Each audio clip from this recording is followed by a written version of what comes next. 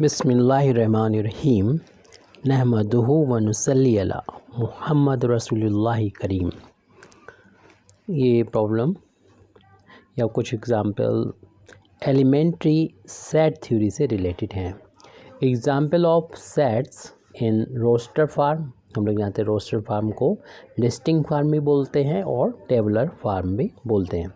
तो कुछ यहाँ पर एग्ज़ाम्पल लेंगे जो कि हम यहाँ पर रोस्टर फार्म में लिखेंगे यानी टेबुलर फार्म में लिखेंगे यानी लिस्टिंग फार्म में लिखेंगे। तो एक एग्ज़ाम्पल यहाँ पर हम ले लेते हैं। सबसे पहले आपको अगर माना कि ये दे रखा हो, एक सेट के बारे में बात करी जाए, एक सेट दे रखा हो, a set of all natural numbers less than 5। तो इसके लिए रिप्रेजेंटेशन के लिए रोस्टर फार्म में हम लोग या कोई भी दूसरा मेथड भी होता है सेट बिल्डर फार्म। तो सबसे पहले हम यहाँ पर कर्ली ब्रैकेट अप्लाई करते हैं, यानी यहाँ पर फ्लावर ब्रैकेट अप्लाई करते हैं। उसके बाद इनके एलिमेंट्स इसके अंदर लिखते हैं कॉमा के साथ। तो हमें एक ऐसा सेट लिखना है जिसमें नेचुरल नंबर की शुरुआत होती है 1 से। सबसे छोटा नेचुरल नंबर 1 होता है। हमें सभी 5 से छोटे नंबर लेना है। नेचुरल 1 से बड़ा 2 होता है, 2 भी 5 से छोटा है इसलिए इसको लिख लिया जाएगा। 3 भी लिख लिया जाएगा क्योंकि ये नेचुरल नंबर भी है और 5 से छोटा है। और 4 भी लिख लिया जाएगा क्योंकि 5 से छोटा है और ये नेचुरल नंबर है। लेकिन 5 को नहीं लिखेंगे क्योंकि ये हमें 5 से छोटा देखना था। 6 को नहीं लिखेंगे क्योंकि हमें 5 से छोटा देखना था। इसलिए यहाँ तक कंप्लीट हो जाता है, इस कॉमा की ज़रूरत नहीं है। और यहाँ पर हम इस कर्ली ब्रैकेट को क्लोज़ कर देंगे। तो ये वो सेट हो गया, ये इसके इक्वल हो गया। ये सेट है जो कि नेचुरल नंबर का है और इसके एलिमेंट जो है सभी 5 से छोटे हैं, यानी ऐसा सेट जो 5 से कम है सारे एलिमेंट। और ये वेल डिफाइंड कलेक्शन है इसलिए इसको सेट बोला गया।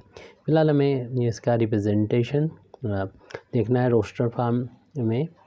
तो एक और सेट ले लेते हैं, एग्जांपल ले लेते हैं। ये रिलेशन यहाँ पर मैथमेटिक्स से है, तो सबसे पहले मैथमेटिक्स का एग्जांपल ले लेते हैं। The set of all letters in the word, ये वर्ड हमारा है मैथमेटिक्स, कैपिटल लेटर में यहाँ पर लिखे हैं सभी को। तो हमें एक ऐसा सेट बनाना है जिसके एलिमेंट इस मैथमेटिक्स के जो लेटर हैं वो हों। तो इसी के इक्वल हम यहाँ पर लिख देते हैं। एक कर्ली ब्रैकेट अप्लाई करेंगे। आप पहले एलिमेंट लिखें m, कॉमा लगा दें, फिर a लिखें, कॉमा लगा दें, फिर t है, कॉमा लगा दें, फिर h है, कॉमा लगा दें, फिर e है, कॉमा लगा दें। इस बीच आप ये देखते रहेंगे कि रिपीट नहीं होना चाहिए। अब पहला एलिमेंट है m जो रिपीट हो रहा है, आ चुका है। आप इसको दोबारा भी लिख देंगे कॉमा लगा के सभी को, तब भी कोई गलती नहीं है। आप फिर क्लोज़ कर देंगे ब्रैकेट, यानी सभी को कॉमा लगा के लिख देंगे, तब भी कोई दिक्कत नहीं है, ये आपका सेट डिनोट हो जाएगा।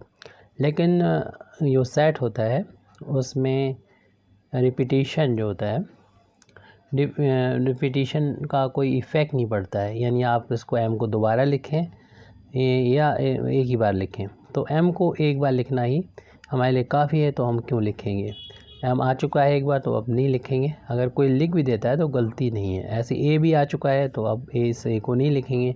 t भी आ चुका है, इसको भी नहीं लिखना है। i पहली बार आ रहा है, इसको यहाँ पर लिख देंगे, कॉमा लगा के लिख देंगे। जैसे कि हम पहले भी बता चुके हैं कि जितने भी आपको लेटर नज़र आ रहे उनको सभी को लिख दें कॉमा लगा के, तो ये क्वेश्चन हो जाएगा। लेकिन जो रिपीट हो रहा है उसको आप ना लिखें तो ज़्यादा बेहतर है। वैसे तो लिख देंगे तो कोई इफ़ेक्ट नहीं पड़ता है सेट पर, सेट वही रहेगा। तो आई तक लिख दिया, उसके बाद सी आया उसको लिख देंगे और एस को भी लिख देंगे। ना सिर्फ इसके रिपीटिशन का इफ़ेक्ट पड़ता है बल्कि आर्डर भी जो होता है इमेटेरियल होता है।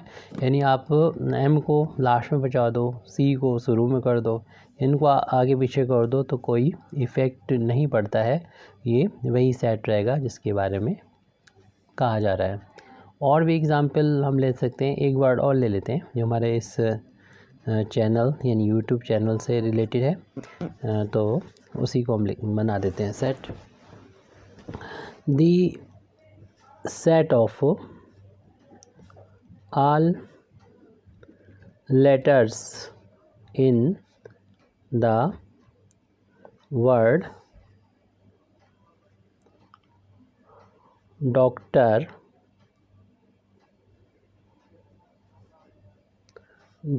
ऑफ मैथमेटिक्स ऑफ सॉरी, ये डॉक्टर की स्पेलिंग में ये यहाँ पर ओ होता है, शायद ER लगाने की आदत पड़ गई है।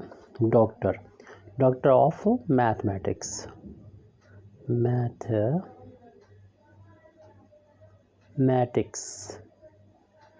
तो ये एक वर्ड है। वर्ड क्या ये कहना चाहिए कि कलेक्शन ऑफ वर्ड है।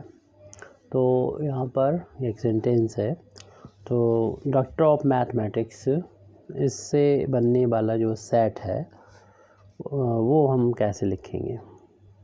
तो जैसे कि हम पहले बता चुके हैं, जो भी आपको यहाँ पर लेटर मिले उसको आप कॉमा लगा के सारों को लिख सकते हैं।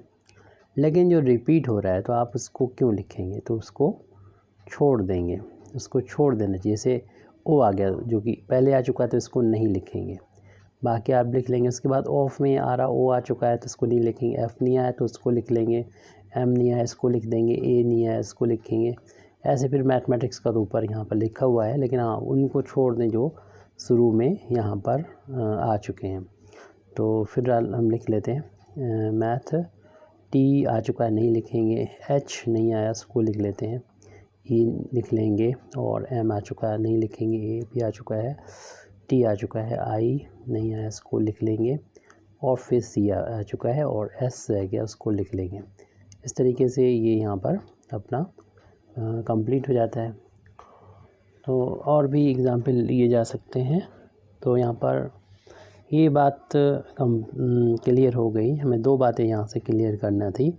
एक तो ऑर्डर जो है इमैटेरियल होता है, यानी आप इधर आगे पीछे कहीं पर भी लिख दें इनके एलिमेंट को तो कोई इफ़ेक्ट नहीं पड़ता है। दूसरी बात हमें यहाँ पर ये बताना थी कि ऑर्डर के साथ साथ कि आप इसको रिपीट भी कर सकते हैं कई बार एक एलिमेंट को, और एक बार भी लिखा जा सकता है। जैसे एक दूसरा एग्जांपल ले लेते हैं। जैसे एक सेट हो, जैसे इसमें एक एलिमेंट होता है उसे सिंगलटन सेट बोलते हैं। इस एलिमेंट को आप इस सेट को ऐसे भी लिख सकते हैं, 5 को हम जितनी बार चाहें उतनी बार भी लिख सकते हैं। तो इस तरीके से ये दोनों सेट एक ही सेट को डिनोट करते हैं। बस हमको यही बताना था इस वीडियो में। Thank you very much indeed for listening me व आखिर दावाना अल्हम्दुलिल्लाहि रब्बिल आलमीन।